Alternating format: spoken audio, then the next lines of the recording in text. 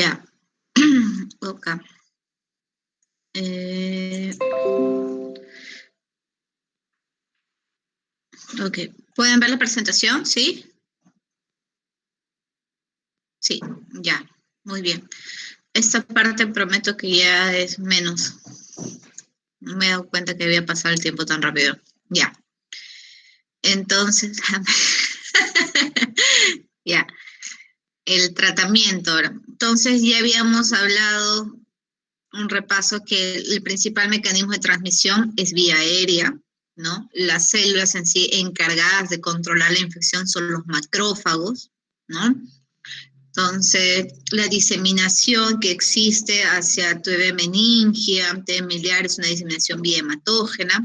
Hemos hablado del diagnóstico. El diagnóstico fundamentalmente, el gol estándar para la confirmación es el cultivo. Y hemos conversado, existe medio líquido, existe medio sólido.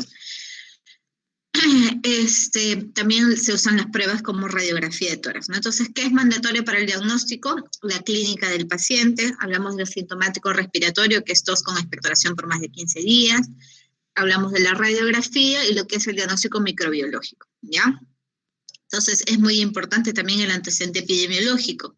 Vamos a ver que, ya les había mencionado, que tiene bastante contacto que nosotros tengamos con una persona con tuberculosis. Supongamos que es dentro de la casa y si mi hermano, como ya mencioné, le da tuberculosis multidrogo resistente, lo más probable es que yo sea multidrogo resistente. Hay que hacerme la prueba de sensibilidad de todas maneras para corroborar que no lo soy, pero supongamos que no tuviéramos eso a la mano por la frecuencia, por el contacto. Entonces yo debería empezar el mismo tratamiento que él. Entonces es muy importante también que la anamnesis no solo tomen en cuenta en sí la sintomatología del paciente, sino también el grado de exposición y el contacto que ha tenido el paciente. Entonces, una vez que ya tenemos todo eso y hemos hecho el diagnóstico y decimos, este paciente tiene tuberculosis, vamos a iniciar lo que es el tratamiento, ¿ya? Ahora, nosotros debemos tomar en cuenta que existen poblaciones micobacterias. Nosotros ya hemos visto ya toda la cascada inflamatoria, hemos hablado brevemente. Nosotros debemos saber que va a variar la actividad metabólica y la replicación diferente según las poblaciones micobacterias. ¿Ya? Las micobacterias van a ser más sensibles al efecto bactericida de los fármacos cuando éstas están a punto de dividirse, cuando están en esta etapa pre-replicación. La actividad metabólica y la velocidad de replicación va a variar dependiendo del oxígeno disponible. ¿Ya? En la cavidad va a haber una mayor concentración de oxígeno y por lo tanto va a haber una mayor replicación. Por eso estos pacientes que tienen lesiones cavitarias suelen tener bastante carga bacilar, 2, 3 cruces va a salir su BK. Mientras que en las lesiones casiosas donde hay destrucción de granuloma con necrosis central y calcium, va a haber una menor replicación, va a haber una menor cantidad de oxígeno y por lo tanto la replicación va a ser o muy lenta o simplemente no va a haber. Entonces, existen tres poblaciones. Las poblaciones que están localizadas extracelularmente en las cavidades abiertas. En estas vamos a ver que va a haber una cantidad de bacilos de 10 a la 7 a 10 a las 9 y van a convivir en un pH neutro o ligeramente alcalino. Y acá la replicación va a ser bastante alta, ¿ya? Tenemos las que están localizadas en los macrófagos, que se mantienen dormidos. Dentro de estos macrófagos, el pH va a ser ácido, 5.5, y esto va a generar que la replicación sea muy lenta. Va a haber entre 10 a 4 a 10 a 5 bacilos, ¿ya? Y las que se encuentran en las lesiones casiosas cerradas que tienen un pH neutro y que la multiplicación va a ser muy lenta o intermitente y la concentración de bacilos va a ser igual, ¿no? Nosotros tomemos en cuenta que en estas poblaciones que se encuentran a nivel de las cavidades, basta con que haya una población resistente entre cada 10 a la 5 o 10 a la 6 bacilos, va a ser por la tasa de replicación que haya una gran cantidad de replicación de estas poblaciones resistentes. De ahí que es importante que el tratamiento sea con múltiples fármacos. No puede ser un solo fármaco, porque puede haber mutaciones y debido al grado de replicación puede haber un fracaso del tratamiento. De ahí es que nosotros tomamos en cuenta que haya bastantes fármacos los que se han empleado para el tratamiento de la tuberculosis, ¿ya? Entonces, recordemos este tipo de poblaciones. Ahora, es importante asociar fármacos que eviten la selección de resistencia, que es lo que le mencionaba, y que haya un tratamiento prolongado, porque como existen fármacos existen poblaciones que se van a replicar de manera muy lenta y de manera intermitente, es importante que el tratamiento dure cierto periodo de tiempo para asegurar que se destruyan también esas poblaciones que tienen replicación muy lenta, porque de lo contrario, si es muy corto, no vamos a poder captar o detectar a esa población que todavía se sigue reproduciendo, que está dormida y que no muestra ningún tipo de actividad. En lo que se refiere, vamos a hablar del tratamiento sensible, el tratamiento multidroga resistente, ya ustedes lo van a ver en otra clase. ¿Ya? Las bases bacteriológicas es eso. Entonces, asociar fármacos que eviten la selección de resistencia y que sea el tratamiento prolongado. Se busca que se asocien 4 fármacos que no hayan sido utilizados previamente, porque una vez que ya ha habido una exposición a determinado fármaco, entonces podrían haber mutaciones, podría haber y esto generar cierta resistencia, ¿ya? Se requieren 2 fármacos esenciales, uno bactericida y uno esterilizante, durante todo el tiempo. En este caso, los 2 son bactericidas, también tienen cierto poder esterilizante, el más bactericida es la rifampicina en todo caso. Y eso forma parte del núcleo esencial del tratamiento sensible, es la rifampicina y la isoniazida. Y tenemos 2 fármacos acompañantes que sirven para proteger como ayudantes en la acción de los fármacos esenciales y que se pueden suspender con la conversión bacteriológica. Acá ya vendrían lo que es la piracinamida y el etambutol. Entonces, ¿cuáles son los fármacos de primera línea? La streptomicina, que la dábamos en niños, pero nosotros usamos la rifampicina, isoniazida, piracinamida y etambutol. Entonces, rifampicina e isoniazida forman parte de los fármacos esenciales, es el núcleo fundamental del tratamiento esquema sensible. La rifampicina se caracteriza porque es bactericida con poder esterilizante y tiene mucha mayor acción que la isoniazida en las lesiones gaseosas, ¿no? Es decir, en aquellas que tienen replicación muy lenta, inclusive puede llegar la rifampicina, ¿ya? El metabolismo es hepático en casi todos estos fármacos, ¿no? La isoniazida es altamente bactericida y afecta también a las 3 poblaciones, pero tiene menos acción que la rifampicina en las lesiones gaseosas, ¿ya? La piracinamida, en cambio, se caracteriza porque es bactericida en medio ácido, ¿no? ¿Dónde es en medio ácido? Dentro de las poblaciones de replicación lenta que están en macrófagos. Entonces, ahí no van a actuar bien generalmente otros tipos de fármacos, como los aminoglicósidos, no tienen un buen sitio de acción en lo que se refiere a las células dentro de los macrófagos, ¿ya? Entonces, ahí lo importante es la piracinamida. Y el etambutol suele tener efecto bacteriostático, que neutraliza, podría ser bactericida, lograr la erradicación, pero generalmente sirve para neutralizar en sí la acción de estas micobacterias, ¿no? Y la streptomicina es bactericida, se usan solamente los aminoglicósidos en poblaciones que tienen una alta carga bacilar, que tienen lesiones cavitarias, donde el metabolismo es muy alto. Acá tiene un gran poder de acción, lo que son la streptomicina y los aminoglicósidos, ¿no? Pero va a tener poca acción en lesiones gaseosas o en macrófagos, ¿ya? Entonces, eso es importante que ustedes lo conozcan también. Ahora, la actividad y la toxicidad de los fármacos cuando tienen frente a tuberculosis. Tienen una gran actividad. Anteriormente están en esquemas de fármacos de primera línea, de segunda línea. Actualmente los fármacos para tuberculosis, ustedes revisan la norma técnica, la última es del 2018, y ya están clasificados por grupos, ¿no? De todas maneras, en lo que refiere al esquema sensible, los fármacos de primera línea son aquellos considerados de mejor actividad. Conforme vamos avanzando en las generaciones, tienen menor actividad y por eso es que los esquemas se hacen más grandes. Requieren más fármacos para lograr la potencia de actividad de los fármacos iniciales como estos, ¿ya? Entonces la actividad va yendo de alta, rifampicina, isoniazida, etambutol, prevención de las resistencias, en lo que se refiere a la actividad bactericida, actividad esterilizante, tiene la rifampicina, piracinamida, y bajando la actividad según la prevención, según la actividad bactericida, conforme vamos usando nosotros otras líneas, ¿no? Que esos son los fármacos de segunda línea que llamamos, las quinolonas, los inyectables, cicloserina, paz. Son menos efectivos en lo que es la prevención de resistencias, tienen menor actividad bactericida estos que isoniazida, rifampicina, la actividad esterilizante también es un poco menor. Sin embargo, la toxicidad va yendo en sentido inverso a la eficacia, ¿no? Conforme nosotros vamos avanzando y cogiendo fármacos de otros grupos, hay mayor riesgo de que haya toxicidad, ¿no? Los inyectables, por ejemplo, tienen las desventajas de que van a producir sordera y esta puede ser irreversible, asimismo pueden producir también insuficiencia renal.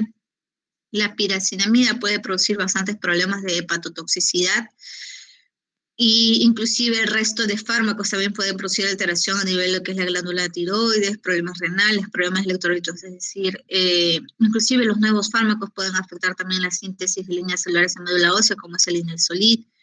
Entonces, es importante tomar en cuenta que mientras nosotros vayamos avanzando en las generaciones, va a haber menor efectividad, se requieren más fármacos y también hay mayor riesgo de toxicidad, ¿ya?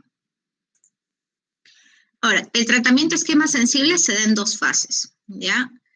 La primera fase es de 2 meses, que son los 4 fármacos juntos, y la segunda fase dura 4 meses y es 3 veces por semana y solo se da rifampicina y isoniazida, ¿ya? Entonces, el cambio de fase se hace el segundo mes, idealmente con BK negativo. Si vemos que el paciente ya es BK negativo el segundo mes y vemos que las lesiones pulmonares han disminuido, la clínica ha mejorado, nosotros ya pasamos a segunda fase. Ahora, ¿a quiénes se les da tratamiento esquema sensible? Aquellos pacientes que tengan diagnóstico de tuberculosis pulmonar, frotis positivo o que pudieran tener frotis negativo, pero ya habíamos mencionado que puedan tener todas las características, que no hayan sido expuestos previamente a fármacos para tuberculosis, que sea el primer episodio, ¿no? Que no tengan factores de riesgo tampoco para tuberculosis multidrogo resistente, ¿ya? Se da también a pacientes con tuberculosis extrapulmonar, pleural, ganglionar, meningia, excepto compromiso miliar, sistema nervioso central y osteoarticular. Se le puede dar los mismos fármacos, pero cambia la duración del tratamiento. Pacientes nuevos o antes tratados, recaídas y abandonos recuperados de esquemas sensibles. Si el paciente ya ha tenido recientemente en un tiempo que ha sido menor a 6 meses un tratamiento para MDR y no lo ha tolerado, ha fracasado, lo ha abandonado, no le podemos dar obviamente el esquema sensible, ¿no? Entonces, pero si estamos frente a un paciente que ha tenido esquema sensible, que quizás lo abandonó, no lo toleró, o qué sé yo, o ya han pasado más de 2 años del último episodio de esquema sensible, o al menos unos 6 meses o más, nosotros le podemos volver a dar el esquema sensible. Pero si ya son 2 veces que ha fracasado el tratamiento de esquema sensible y viene una tercera, no le podemos dar, ¿ya? En este caso, para esos datos, yo les pediría que de todas maneras revisen, ¿no?, lo que es la norma técnica de tuberculosis, ¿ya? Ahora, este esquema, la primera fase tiene una duración de 50 dosis y la segunda fase va a tener una duración de 54 dosis. Las dosis de fármacos en adultos, que es lo que a nosotros nos importa fundamentalmente, la dosis de isoniazida va a ser de 5 miligramos por kilo. La dosis de rifampicina 10 miligramos por kilo, tambutol 20 miligramos por kilo y piracinamida 25 miligramos por kilo. La presentación de estos, la isoniazida viene de 100, la rifampicina viene de 300, el etambutol viene de 400 y la piracinamida viene de 500, ¿ya? Actualmente también existe lo que es las dosis fijas combinadas, que ya vienen otro tipo de presentaciones y que existe a disposición algunos establecimientos de salud y eso hace que el tratamiento sea mucho más tolerable, quizás porque es menos cantidad de pastillas que tienen que tomar, ¿no? Una persona adulta de 70 kilos pues va a tomar un promedio de 11 pastillas diarias. En lo que es la segunda fase, ustedes deben verificar que la dosis de isoniazida sube, pase a ser de 5 miligramos por kilo a 10 miligramos por kilo, ¿ya? Ahora, ¿cuáles son las modificaciones? En sí, este esquema de tratamiento va a cambiar si estamos frente a una tuberculosis con compromiso del sistema nervioso central o una tuberculosis osteoarticular, que por ejemplo en el mal de Pot. En este caso, el tratamiento, la duración del tratamiento cambia. La primera fase sigue siendo 2 meses, pero la segunda fase ya son de 10 meses, ¿ya? Y la dosis de isoniazida y rifampicina ya pasa a ser igual en ambas fases. ¿Ya? No es que va a aumentar, no es que va a aumentar en sí la dosis de la isoniazida, sino que se mantiene la misma, ¿ya? Asimismo, también se considera agregar corticoides si estamos frente a una tuberculosis meningia o una pericarditis y una tuberculosis biliar. Acá la segunda fase es diaria, ya no va a ser intermitente, sino que la segunda fase es diaria los 10 meses. Por eso es que la dosis se mantiene igual. Cuando es intermitente, cambia la dosis de isoniazida a 10 miligramos por kilo. Cuando un paciente tiene TBC con infección por VIH o SIDA, entonces nosotros también cambia el tratamiento. La duración pasa de ser de 6 meses, se hace 9 meses. La segunda fase también es diaria y la segunda fase son 7. Ahora, esto excepto si el paciente tiene TBC del sistema nervioso articular y mal de Pot y VIH, el tratamiento sigue 1 año. Entonces, si solo es VIH y no tiene compromiso del sistema nervioso central ni compromiso osteoarticular, el tratamiento es 9 meses. Pero si igualmente tiene compromiso de estas estructuras, entonces el tratamiento vuelve a ser el de 1 año, ¿ya? Y la dosis se mantiene igual. Entonces, la segunda fase es diaria en VIH, en tuberculosis sistema nervioso central, tuberculosis osteoarticular. Ahora, existen también otro tipo de tratamientos que es el tratamiento quirúrgico. El tratamiento quirúrgico se puede considerar cuando hay un complejo perfil de resistencia, de TBMDR o XDR, y cuando son lesiones extirpables, ¿no? Si es una lesión localizada, es una lesión que tiene una cavidad, vemos que el paciente tiene buena evolución, y sin embargo la lesión, como ya mencioné, está bien localizada, esa lesión puede ser extirpada, ¿no? Pero de nada sirven múltiples lesiones cavitarias, múltiples infiltrados. ¿Por qué? Porque no podemos retirar gran cantidad del pulmón, ¿no? Entonces, es importante, tiene que cumplir ciertos criterios, ¿ya? Debe ser resistente con criterios o riesgo de fracaso, ¿no? Si, como les mencionaba, si el paciente en sí, lo único que afecta o que hace que persista la baciloscopía son la persistencia, esas lesiones cavitarias, estas destrucciones que son bien localizadas, entonces se podría considerar que por esto es el fracaso si no hay en ningún otro sitio del pulmón, entonces, y podemos plantear la cirugía. O también puede haber en complicaciones o secuelas la tuberculosis también, ¿no? Muchas veces van a quedar lesiones fibrocavitarias secundarias donde se pueden alojar hongos, el aspergillus, y formar aspergilomas, ¿no? Y la reacción inflamatoria que se produce de manera crónica en estas lesiones puede generar episodios de hemoptisis recurrentes que pueden ir desde leves o severas. Entonces, nuevamente, si las lesiones son localizadas, existe una buena reserva funcional pulmonar, al paciente se le puede plantear también lo que es la cirugía. Dentro de lo que es el manejo de las comorbilidades, es muy importante el control de la diabetes mellitus. Ya les he mencionado que estos pacientes tienen alteraciones al tratamiento. Por lo tanto, es importante que una persona diabética durante el tratamiento para tuberculosis tenga un control estricto por endocrinología, ¿ya? En los pacientes con enfermedad renal crónica existe una corrección que nosotros tenemos que hacer de los fármacos, en lo que refiere a tambutol y piracinamida. Entonces, los pacientes que tienen enfermedad renal crónica tienen que darse, cuando tienen una depuración de creatinina menor a 30 mililitros minuto, se tiene que cambiar la frecuencia a 3 veces por semana. Ahora, existen también reacciones adversas a los medicamentos antituberculosos. Estas son conocidas como RAFAs, ¿ya? Las RAFAs suelen presentarse dentro de la primera semana hasta la semana número 4, aunque eso no quita que puedan presentarse más adelante, ¿no? Sin embargo, es más frecuente en este periodo de tiempo. La isoniazida puede producir incremento de transaminasas, puede producir hepatitis, neuropatía periférica e inclusive reacciones cutáneas como rash. La rifampicina también puede producir una alteración a nivel de lo que es el hígado, pero con más frecuencia de tipo colestásico, con alteración de las bilirrubinas. Puede producir síntomas gastrointestinales y también puede producir reacciones cutáneas. Piracinamida suele producir problemas hepáticos, puede producir depósitos de ácido úrico y producir de manera secundaria lo que es poliartralgias, ¿no? Puede producir hiperuricemia y también puede producir reacciones cutáneas, ¿ya? El etambutol más frecuentemente es el que produce las reacciones cutáneas. Puede producir también neuritis retrovulvar, neuritis periférica. Y la streptomicina va a producir toxicidad vestibular, coclear y renal dependiente de la dosis, ¿ya? Entonces, cuando ustedes ven a un paciente que viene por náusea, que ha iniciado el tratamiento hace más o menos una semana y tiene náuseas, vómitos, dolor abdominal, debemos considerar que podríamos estar frente a una RAFA, realizarle lo que es toda la bioquímica sanguínea, hemograma, glucosa y creatinina y realizarle un perfil hepático, ¿ya? Si vemos que efectivamente antes no tenía rash y de un momento a otro cursa con rash, también debemos pensar que es una reacción a los fármacos antituberculosos y lo más probable en primer lugar es que sea por etambutol. ¿Ya? Entonces debemos tener bastante cuidado también en el monitoreo de este tipo de tratamientos, explicarle al paciente que pueden haber reacciones, que pueden haber síntomas y que nos tienen que avisar de manera permanente. También existen cambios en lo que es el tratamiento en el paciente con hepatopatía crónica. Ya habíamos visto en los cuadros iniciales que la mayoría tiene metabolismo hepático, ¿no? Entonces, siempre es ideal que cuando a un paciente le vamos a empezar tratamiento para tuberculosis, nosotros le pidamos el perfil hepático de base para poder comparar cómo está. Muchas veces estos pacientes pueden tener un perfil hepático alterado de base y eso es porque pueden tener una hepatitis granulomatosa por tuberculosis, ¿no? Hay que también tener bastante cuidado en averiguar si los pacientes tienen cirrosis hepática, un consumo crónico de alcohol, porque eso podría hacer que haya interacción con los fármacos para tuberculosis, ¿ya?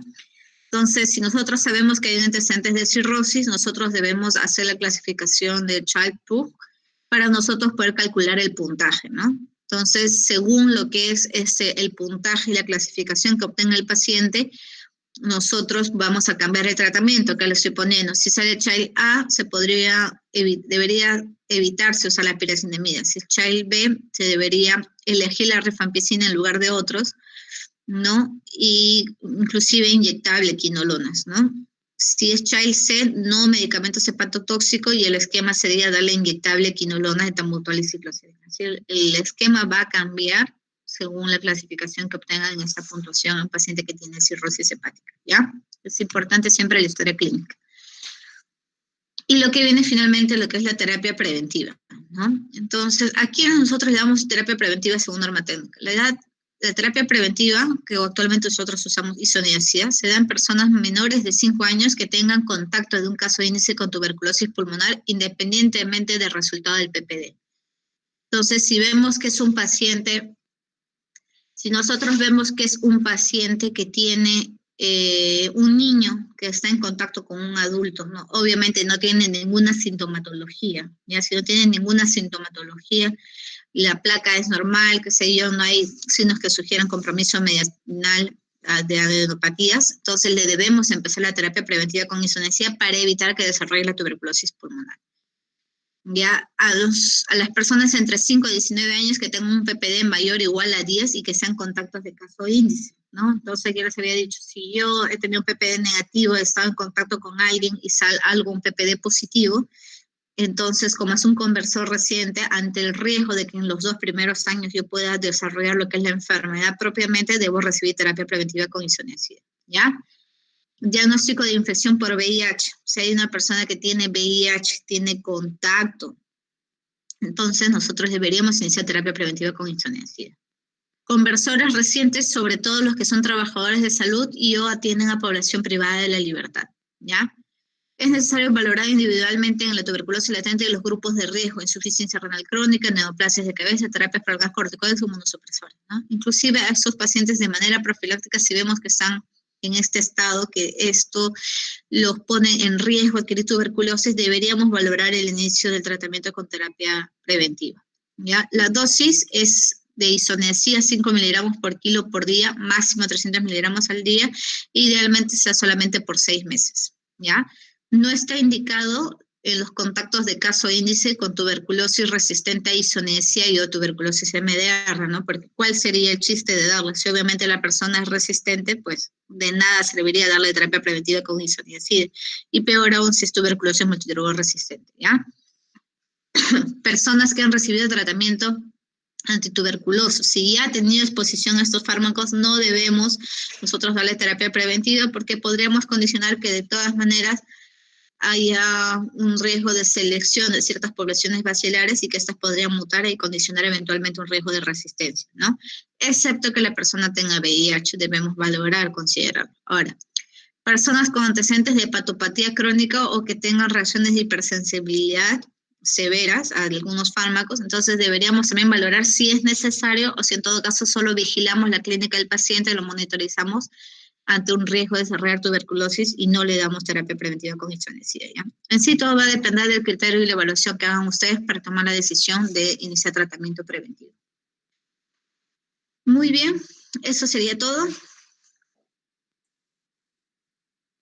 Si tienen alguna duda, me avisan.